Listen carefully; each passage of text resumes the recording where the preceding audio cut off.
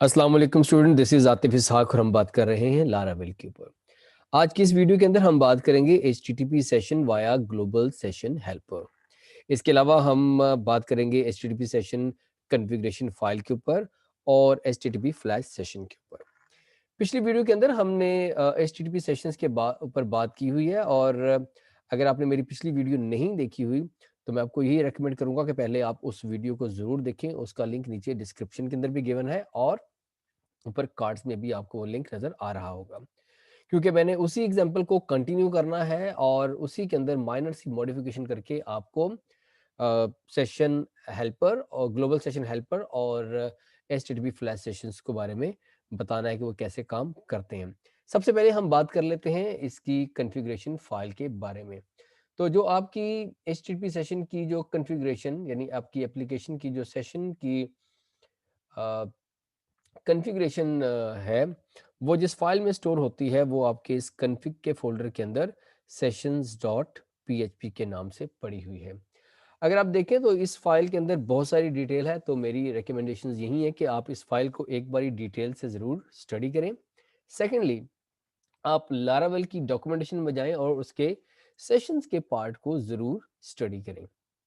By default, Laravel is configured to use the file session driver, or and it is workable for many of your applications. और अगर आपकी application जो है वो load balance कर रही है क्रॉस मल्टीपल वेब सर्वर्स के, तो फिर फाइल की बजाय आपको एक सेंट्रलाइज स्टोर यूज करना चाहिए जो कि जितने भी आपके सर्वर हैं उसको इजीली एक्सेस कर सकें। और उसके अंदर जो बेहतरीन चॉइस आपके पास हो सकती है वो रेडिस या डेटाबेस की फॉर्म में हो सकती है। इसी फाइल के अंदर अगर आप देखें तो आपको नजर आएगा कि सेशन का जो ड्राइवर कॉन्फ़िगरेशन है, ये वाली जो ऑप्शन है ये बेसिकली आपको ये बता रही है कि आपकी सेशन का जो डाटा है वो कहाँ पर स्टोर होगा, यानी हर रिक्वेस्ट के अगेंस्ट। तो इस केस में मैंने आपको पहले बताया कि बाय डिफॉल्ट वो फाइल के अंदर स्टोर होता है। अब फाइल के अंदर जो सेशन का डाटा है वो कहाँ पे स्टोर होगा, तो उसके लिए आप अगर यहाँ पे गौर करें तो आपको इस स्टोरेज के अंदर फ्रेमवर्क्स के अंदर आपको ये सेशंस नजर आ रहे हैं। तो यहाँ पर आपकी सेशंस की डिटेल जो है वो स्टोर हो जाती है। ओके, अब अगर आप फाइल के अलावा फॉर एग्जांपल आप कुकीज़ को यूज़ करते हैं, तो कुकीज़ के जो सेशंस हैं वो स्टोर होते हैं इन अ सिक्योर एन्क्रिप्टेड कुकीज़। और अगर आप डेटाबेस की ऑप्शन को यूज़ करते हैं then sessions are stored in a relational database, और उसके लिए आपको डेटाबेस डिफाइन करनी पड़ेगी। अगेन अगर आप इसकी डॉक्यूमेंटेशन के अंदर जाएंगे तो आपको डेटाबेस का स्कीमा जो है वहां पर एज एन एग्जांपल नजर आ जाएगा। फिर आपके पास रेडिस और मेमकैश की ऑप्शन है। अगर इस ऑप्शन को आप यूज करेंगे तो sessions are stored in one of the fast cache based store. और अगर आप डायनामो डीबी यूज करते हैं तो फिर ये जो सेशन की इंफॉर्मेशन है वो AWS डायनामो डीबी के अंदर स्टोर होती है। And last we have array. और अगर हमने एरे के ऑप्शन को यूज किया तो जो सेशन का डाटा है वो स्टोर होगा PHP एरे के अंदर, लेकिन ये परसिस्टेंट नहीं होगा। सो कॉन्फ़िगरेशन की फाइल को आप एक दफ़ा देखिएगा और अपने एप्लीकेशन की रिक्वायरमेंट के मुताबिक आप अपने सेशन की कॉन्फ़िगरेशन कर सकते हैं। पिछली वीडियो के अंदर हमने एक लॉगिन की एग्जांपल को यूज़ करते हुए हमने एचटीटीपी सेशंस को अंडरस्टैंड किया था। उस कॉन्टेक्स्ट के अंदर हमने एक कंट्रोलर बनाया था and the controllers name was login controller. तो उसके कोड को मैं यहाँ पर एक बार ओपन कर लेता हूँ। तो यहाँ पर हमने ये रिक्वेस्ट का इंस्टेंस यूज किया है, इसको मैंने हाईलाइट किया। तो रिक्वेस्ट के इंस्टेंस के साथ हमने सेशंस की वैल्यू को रिट्रीव किया था। लेकिन अगर हम HTTP का ग्लोबल सेशन हेल्पर यूज करते हैं तो फिर मुझे इस रिक्वेस्ट के इंस्टेंस को यूज करने की जरूरत नहीं रहती। Then we can make use of session, और सेशन के अंदर हम की डिफाइन करते हैं। फॉर एग्जांपल तो मैं इस चीज़ को पहले बता दूं कि अगर आप इसके अंदर सिंगल की डिफाइन करेंगे तो ये आपको वैल्यू रिट्रीव करके दे देगा। लेकिन अगर आप यहाँ पर एक एरे यूज करते हैं लाइक कि उसका मैंने एक इंडेक्स डिफाइन किया और फिर उसके अगेंस्ट मैंने वैल्यू दी। अब वैल्यू कहाँ पे है, चूंकि ये बात आपको भी मालूम है कि लास्ट लेक्चर के अंदर हमने एक लॉगिन का फॉर्म क्रिएट किया था। तो उस फॉर्म को अगर मैं आपको दिखा दूं एक दफ़ा, तो वहां से हमने पोस्ट के मेथड के थ्रू डेटे को भेजा है।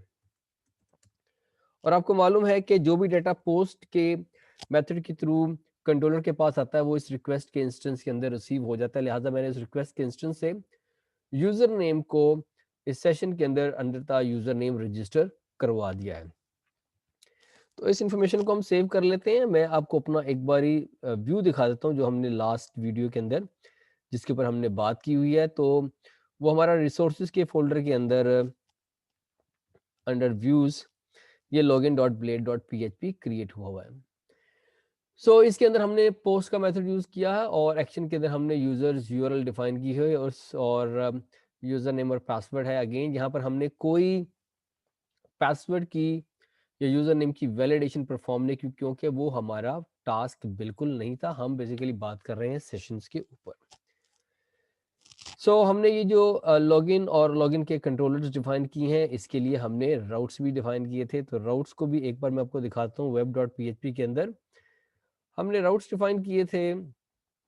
ये मेरे लॉगिन के लिए राउट है और इसके अंदर हमने ये कंडीशन इम्प्लीमेंट की थी कि अगर आपका सेशन यूजर नेम कंटेन कर रहा है तो वो आपसे दोबारा यूजर नेम पासवर्ड पूछे बल्कि आपको डायरेक्टली प्रोफाइल के पेज पे ले जाए। और अगर आप फर्स्ट टाइम लॉगिन के पेज पे आए हैं तो इन दैट केस वो आपको लॉगिन के पेज के ऊपर लेके चला जाएगा। इसी तरीके से हमने अपने प्रोफाइल पेज के ऊपर एक लॉग आउट का लिंक लगाया था जिसपे हम देखते हैं कि अगर तो यूजर ऑलरेडी सेशन रजिस्टर्ड है तो हम उसके सेशन से यूजर नेम को डिलीट कर देते हैं यूजिंग पुल मेथड और उसको रीडायरेक्ट करते हैं लॉगिन के ऊपर।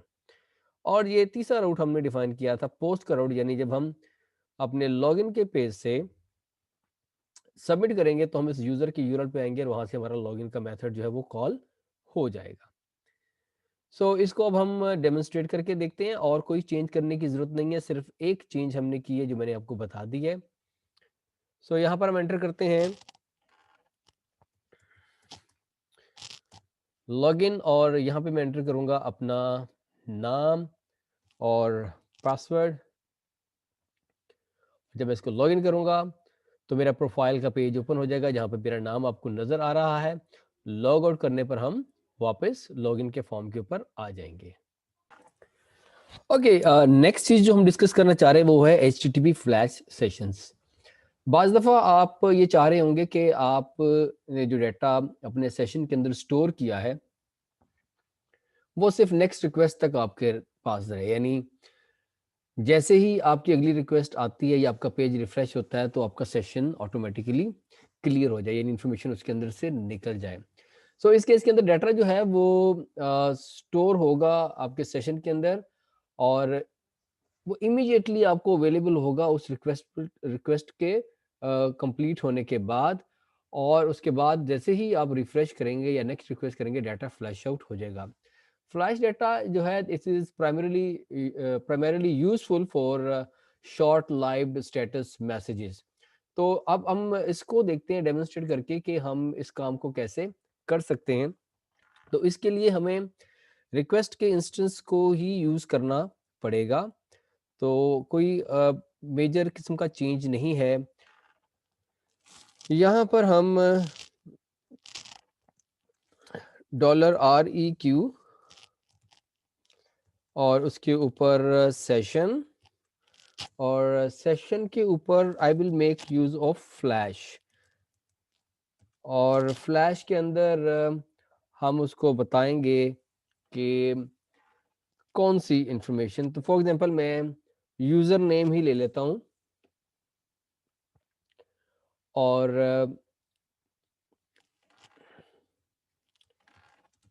यूजर नेम के अंदर हम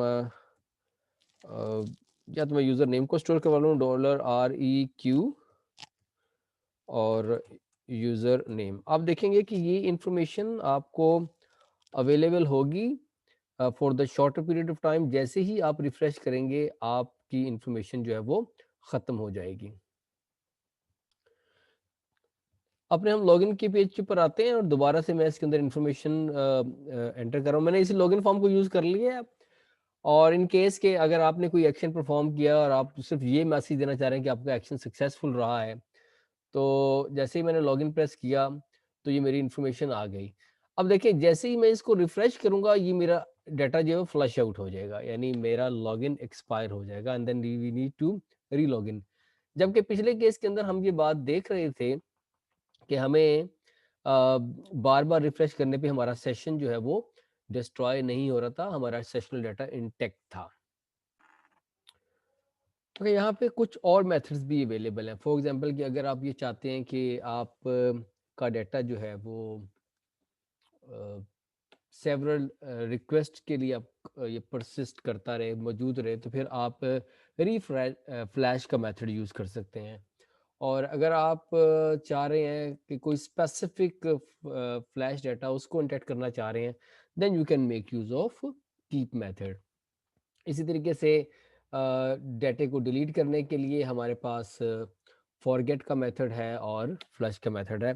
तो इनको आप ट्राई कीजिएगा। आने वाली वीडियोज़ में मैं इनके ऊपर भी कोई ना डिस्कशन आपके साथ ज़रूर करूँगा।